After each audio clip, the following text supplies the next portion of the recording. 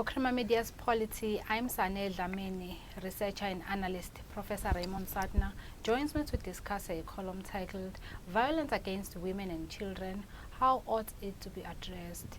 Welcome, Raymond. Thank you. It is reported that our president has called for a special sitting of both Parliament to address this issue of gender-based violence. Will this make a significant contribution?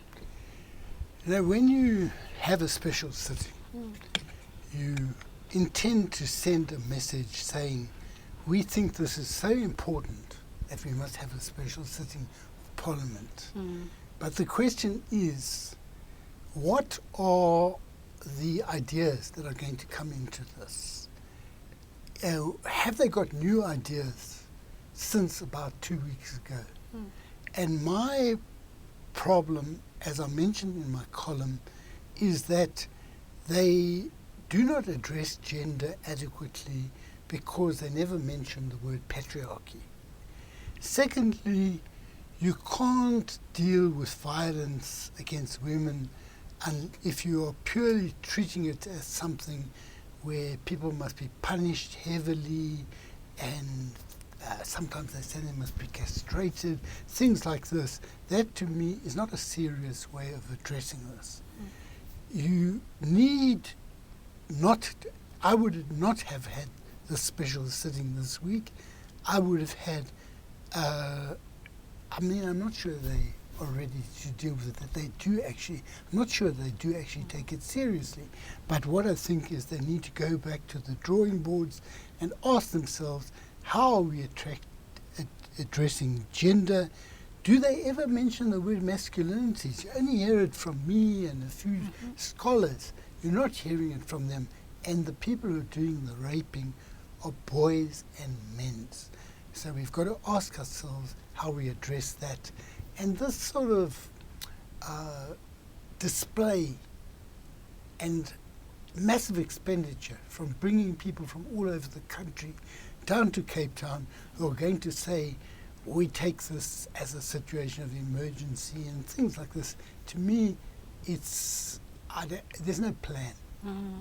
You also relate the question of failure to address gender-based violence to lack of adequate evaluation of the legacies of Jacob Zuma period. Yes, well, you see, it's very significant to me that the beginning of the Jacob Zuma period was when he was fired, but shortly after that was this rape trial.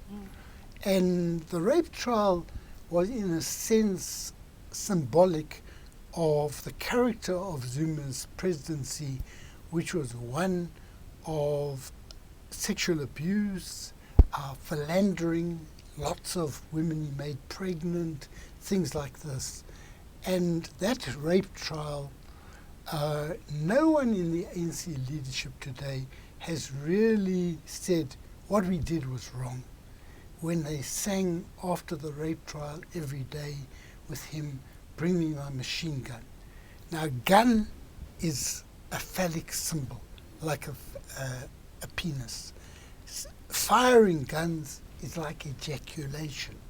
So the way in which they behaved after the court case, some of these people are ministers today or deputy ministers who you can see of the film footage dancing together with Zuma there. Now, they have never actually adequately reviewed what they did. When Cyril Ramaphosa was asked about this before he became president, about this trial, he said, well, a court of law decided this and the other. Now, I don't accept that because a court of law decided something, that's the end of the matter. That is why we criticize court judgments today. And people have ducked and dived on this, and that they've not, the only part of the legacy that they talk about is state capture, corruption, and the collapse of state institutions. Now that signifies that they're not serious. You also speak of violent masculinities. How does one address this? Well, that's what's interesting about that. That is not something that is in the hands of the state alone. In fact, it's not, I would say it's primarily in the home, in the schools, in sports clubs, in a number of places where young boys learn what is regarded as admirable. Now, when I grew up, I was at a boys' school, and my dream was to be a Springbok rugby player.